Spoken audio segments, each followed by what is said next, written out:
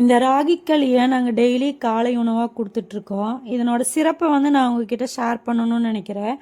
அமெரிக்க தேசிய அகாடமி வெளியிட்டிருக்காங்க. The lost crafts of Africa எனும் ஆராய்ச்சியில் ராகி சத்துமிக்க காலை உணவு என்பதை கூறி இந்த உலகம் மீண்டும் ராகியின் பக்கம் திரும்புவது என்பது அவசியமானது என்பதையும், அனைத்து தானியங்களை விட ராகி அதிக அளவு சத்து மிகுந்தது என்பதையும் சுட்டிக்காட்டியிருக்காங்க. மேலும் இந்த ஆராய்ச்சியில் உகாண்டா நாட்டு மக்கள் மற்றும் தெற்கு சூடான் நாட்டு மக்கள் ஒரு நாளைக்கு ஒரு வேளை மட்டுமே இந்த ராகியை உணவாக எடுத்துக்கொள்வதன் மூலமாக அவங்களுக்கு நல்ல ஆரோக்கியம் கிடைச்சிருக்குது என்பதையும் தெரிவிச்சிருக்காங்க. ராகி ஆப்பிரிக்கா கண்டத்தில் உருவானது. இந்தியாவில் பார்த்திங்கன்னா சுமார் 4000 ஆண்டுகளுக்கு முன்பிருந்தே இருக்கிறது. இதில் என்னென்ன இருக்குதுன்னு பார்த்தீங்கன்னா கால்சியம், அயன், புரோட்டீன் நிறைய அளவில் இருக்குதுன்னு சொல்லியிருக்காங்க. இது எலும்பு மற்றும் பக்கவாத எதிர்ப்புக்கும், அது மட்டும் இல்லாமல் இருதய ஆரோக்கியத்திற்கும், சர்க்கரை நோய் வருவதை கட்டுப்படுத்துகிறது என்பதையும் தெரிவிச்சிருக்காங்க.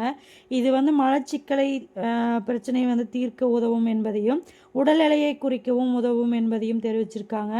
ராகியோட புரத அளவு அரிசியோடு ஒப்பிட்டு பார்க்கும்போது அரிசியை விட 2 மடங்கு புரத அளவு அதிகமாக இருக்குது என்பதையும் தெரிவிச்சிருக்காங்க. ரொம்ப முக்கியமான விஷயம் என்னென்னா, இந்த புரதத்தன்மை தனிச்சிறப்பு மிக்கது என்பதையும் தெரிவிச்சிருக்காங்க. ராகி தாது பொருட்கள் நிறைந்த தானியமாக இருக்குது என்பதையும், மற்ற சிறுதானியங்களை விட 5 to 30 மடங்கு கால்சியம் சத்து ராகியில் இருக்குது என்பதையும் தெரிவிச்சிருக்காங்க. மேலும் பாஸ்பரஸ், பொட்டாசியம், இரும்பு போன்ற தாது பொருட்கள் இருக்குது என்பதையும் தெரிவிச்சிருக்காங்க. எலும்பு உறுதிக்கும் ஆரோக்கியத்திற்கும் கால்சியம் ரொம்ப முக்கியமானது என்பதையும், அதில் பார்த்திங்கன்னா இந்த ராகி ரொம்ப இந்த ஆர்த்தோபோரோசிஸ் மற்றும் குறைவான ஹீமோக்ளோபின் உள்ள மனிதர்களுக்கு உதவுகிறது என்பதையும் தெரிவிச்சிருக்காங்க.